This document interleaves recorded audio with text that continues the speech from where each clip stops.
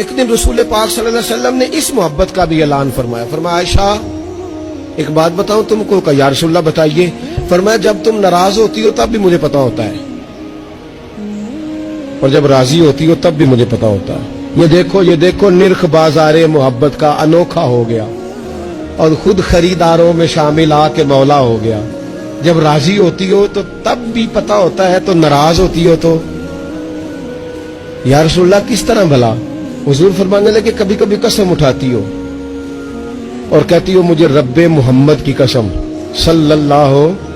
اب حضرت عائشہ صدیقہ کا یہ انداز بھی انوکھا, ڈائریکٹ قسم نہیں, رب محمد کی قسم.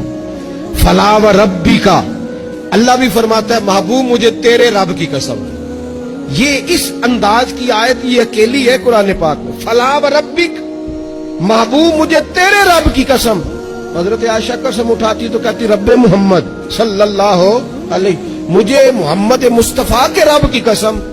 حضور فرمانے لگے کبھی کبھی قسم اٹھاتی ہو کہ مجھے رب محمد کی قسم, لیکن جب ہوتی ہو نا ناراض, کوئی بات تمہارے دل میں ہوتی ہے تو پھر تم کہتی ہو مجھے رب ابراہیم کی قسم.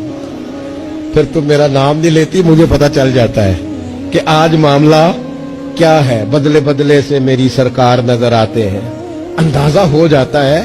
جب راضی ہوتی ہو تو رب محمد کہتی ہو صلی اللہ علیہ وسلم, اور جب تمہارے دل میں کوئی بات ہو تو رب ابراہیم کہتی ہو. تو حضرت عائشہ بات سن کے بڑی راضی ہوئی کہ محبوب اتنا خیال رکھتے. یہاں تک حضور کو خیال ہوتا ہے, پتہ چل جاتا ہے کہ کہاں سے بول رہی ہے.